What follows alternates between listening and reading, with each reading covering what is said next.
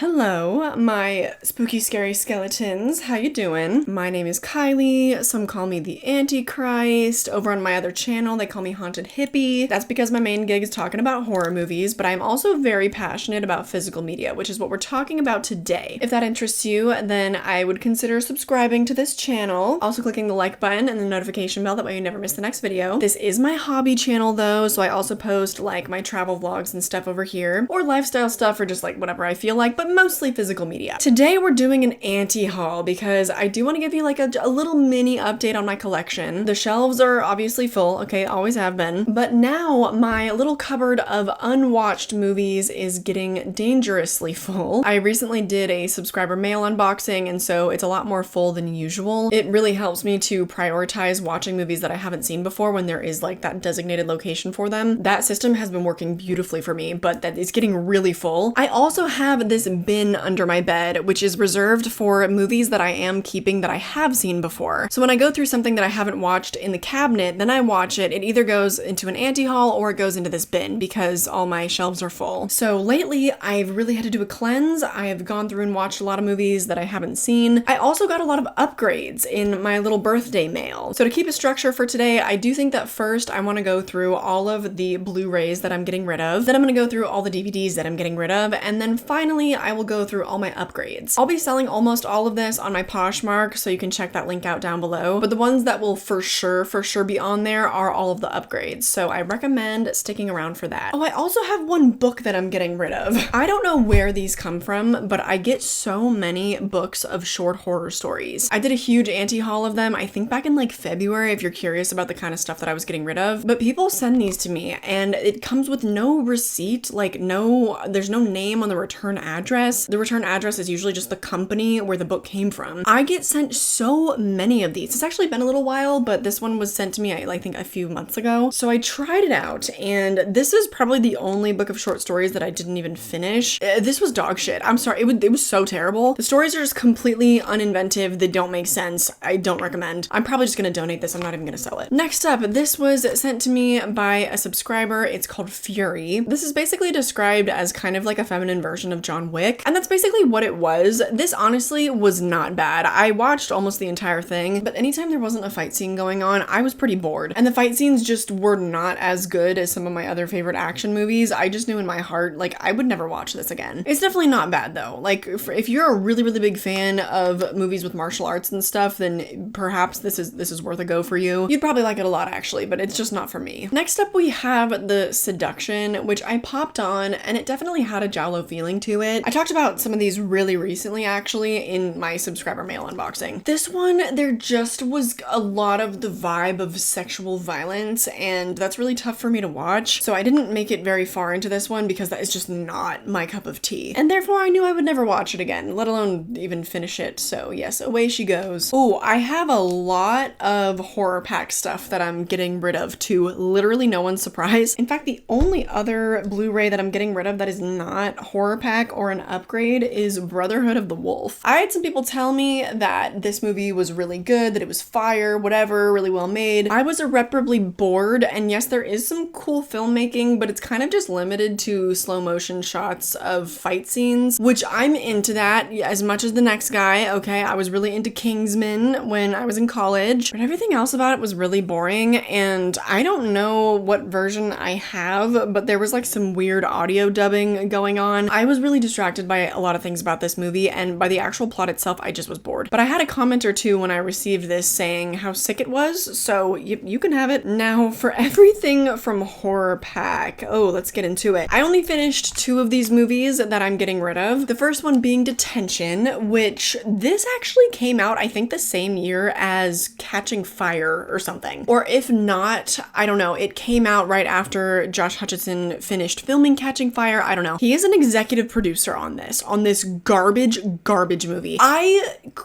did not understand what I was watching. This is 1 billion trillion movies all tied up into one, with all of the worst early 2000s teen comedy conventions. Right off the bat, you're following this girl character who is going through like the rules of being a teenager or like of being popular, and one of them literally is like that she throws up into her toilet every morning. It is, I mean, unreal, like in the early 2000s 2000s how normalized eating disorder culture was. But a lot of the jokes were like that, just literally not funny, just nonsense. There was also time travel in this. What other movie does this remind me of? Oh, it kind of reminds me a little bit of like The Final Girls, but they're not going back in time. Because they're like going into a movie. Oh, also had a Totally Killer vibe, but both those movies are a lot better than this one. There were sci-fi elements. It was a slasher whodunit, I guess. I don't know what this movie was. I'm never watching it again. Given all that I've said, it does seem like something unique to have in your collection, but it's not so unique that it's bad good. It's just bad. Listen, okay, there were some Letterboxd reviews that said differently, so maybe you feel differently. I don't know. The other one that I did finish was The Last Victim, although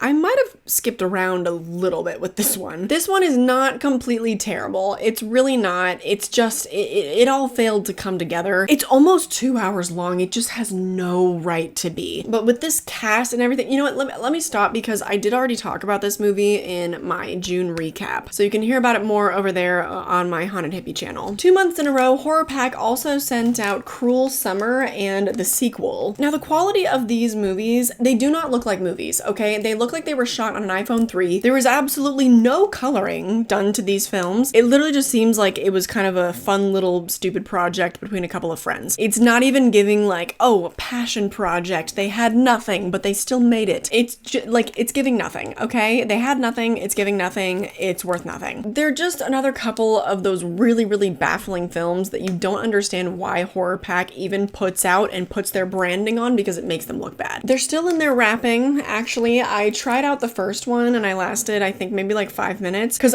my brain couldn't do it. When something is that low of quality, I give up. I'm sorry. So I didn't even open the second one. This one is truly unopened and I didn't even try it. I was like, no, you're not robbing even another 5 minutes of my time. Next up, we have The Breach. This is based on a novel by Nick Cutter, which I really want to read his book, The Deep. I've heard really good things about his writing, but unfortunately, it doesn't really translate to this adaptation. I was so bored. The filmmaking seemed decently competent, but I just couldn't get into it at all. This one, maybe I lasted like 20 minutes though, as opposed to the 5 minutes with the other one. It boggles my mind that Slash is an executive producer. That musician, is that serious? Are they for real with that? This movie's really a weird little conundrum. Maybe it'll hit for one of you, but it didn't hit for me. Same thing with Craving. This is just like another standard, really awful Horror Pack exclusive. I got a really bad feeling about this movie when I first started it, and so sometimes when that happens, I just immediately go on Letterboxd to see what other people say. Sometimes I trust the word of others when it comes to not wasting my time. But it's about drug addiction, and I could just kind of tell immediately that it was not tackled in a very sensitive way. The metaphor seemed immediately extremely heavy-handed and just was really tactless, and sure enough, that's what everyone was saying on Letterboxd. So I did not find it worth my time to keep going with this one. I was like, you know what, I don't want to be depressed. I don't want to give this a time of day. The last Horror Pack movie I'm getting rid of is The Devil's Dolls. This one actually had kind of a promising start from what I can remember. The opening scene was not bad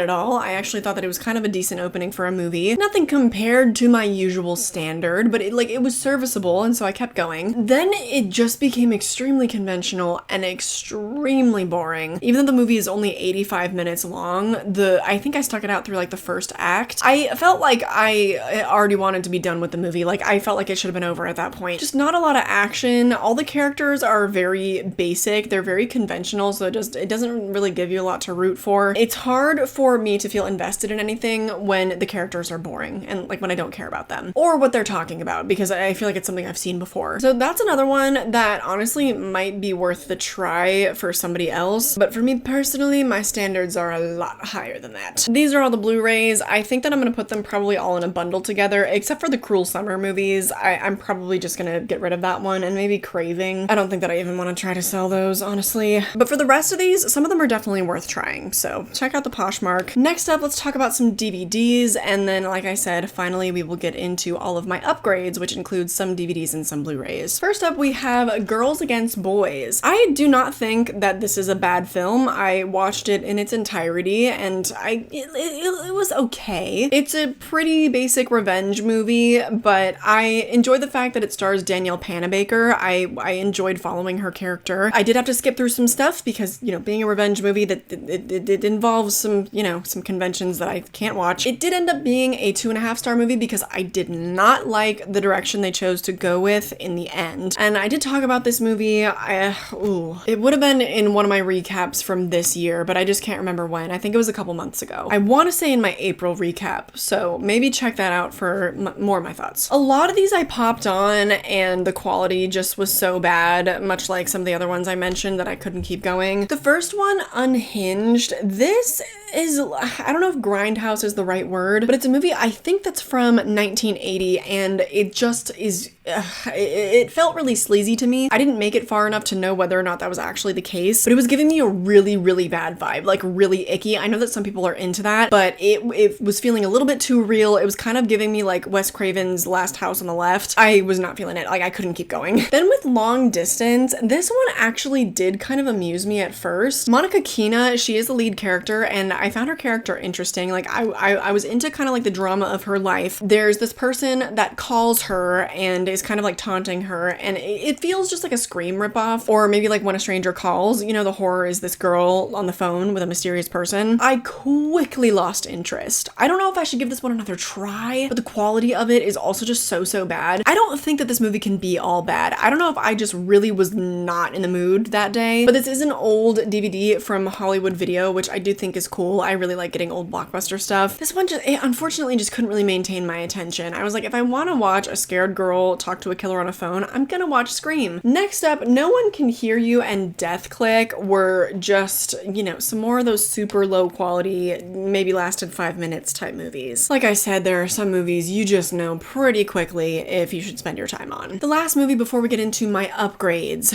would be Pretty Baby. Now, I popped this on not really knowing anything about it, but then as soon as I put it on and I was getting a feel of, you know, the opening of the movie, some of the characters, I was like, oh, wait, no, Brooke Shields is like actually like 12 in this movie. Like, what's going on here? This movie is about child prostitution, and it seems like rather than tackling that with any sort of tact, it was giving me more of an exploitation vibe. And so I had to like look into the movie because I was like, I don't know if I can keep going with this. Sure enough, you know what? Thanks to this movie, I discovered a documentary that Brooke Shields released, I think last year in 2023. I really want to watch it now, so maybe look out for that in my July recap, but it's about the exploitation that she experienced as a child, and it's named after this movie. So I was like, you know what? Let me not watch this, and let me just watch her documentary. I'm not gonna hold on to that. That's okay. So those are all the DVDs. I don't know if I'm even gonna donate Pretty Baby. I might just throw that away. Everything else though, perhaps I'll make this into a little bundle. So again, yeah, go check that out. But I think that you'll be more interested in this last pile we have to go through. I'll talk about the DVDs first. So I have received a bunch of upgrades, starting with Young Frankenstein. I did thrift this pretty recently, but then someone just so happened to send it to me, I believe on Blu-ray. I didn't get it on like Steelbook or anything, but I got a really nice Blu-ray, and it had all the same special features that come on this DVD. So this one definitely has some really good value. There's Mel Brooks audio commentary. There's a documentary, the making of the Young Frankenstein, interviews with some of the stars, deleted scenes, bloopers. Who's calling me? Hello? It was my lady doctor. I had to make an appointment. Anyway, the point is, there's a lot of good stuff on this DVD. Next up, we have this unopened copy of The Breakfast Club, and this is the 30th anniversary edition. As you can see, I thrifted that. I thought that it was a really good deal, especially with all the bonus features and the fact that it was unopened. So this comes with a trivia track. Oh, that's really fun. Sincerely Yours, a 12-part documentary. God damn. The origins of the Brat Pack, and then feature commentary. So lots of good stuff on this DVD. Next up, we have my DVD of the unrated cut of Bridesmaids. I do believe that this also comes with, it comes with a theatrical version too. I just received basically the exact same edition on Blu-ray. So yeah, little upgrade. Lots of bonus features on this one too. Up next, we have,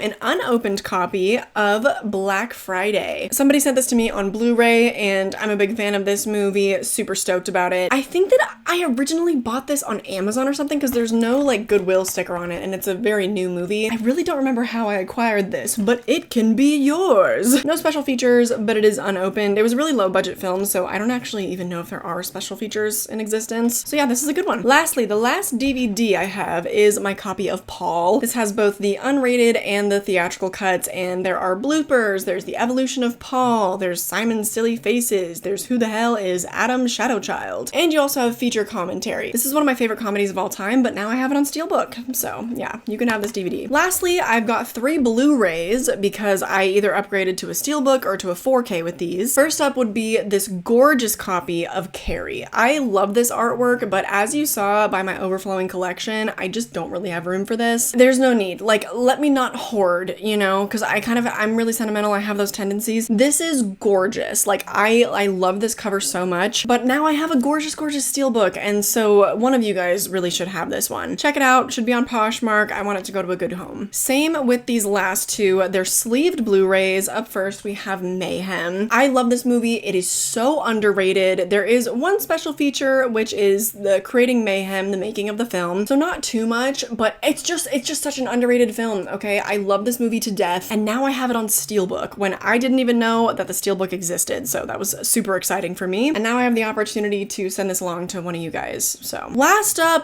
definitely the best thing in my auntie haul. I saved the best for last. I got a 4K Army of Darkness Steelbook, and so I am getting rid of my 4K Blu-ray of Army of Darkness. Look at the ludicrous amount of special features on that. Like, that is bonkers. This is such a hefty, like, thick little Blu-ray package too. I don't know how to explain it, but also it's not blue, it's black, which I find really cool. I love this movie. I've said so many times it is my favorite of the Evil Dead franchise, and if it's yours too, then maybe you should pick this bad boy up because it will be heavily discounted compared to buying it new. So anyway, yeah, that's gonna do it. This has been one of my biggest auntie hauls that I've done in a very long time. I can't say it's my biggest for sure, but here we've got all of the DVDs, a nice little handful here, and then here we've got all of the Blu-rays, similar amount, actually, if not more, to the DVDs. It's a big stack. I'm not gonna pick up the whole thing again, but you already saw everything. You already know. Check out the Poshmark for the stuff that I mentioned I will be listing. If you want even more physical media content from me, there should be a big playlist linked at the end of this video, so definitely check that out. Should be very bingeable if you're into that kind of thing. Like I said, I also post all of my travel vlogs. I post spooky content over here too, you know, going to Halloween horror nights and stuff like that. But then there's my main channel where I do movie reviews, I do deep dives on horror directors, horror franchises, horror movies, you name it. Everything that you need, all my social media is listed down below, but more than anything, I just hope that you enjoyed this video and that I catch you in the next one.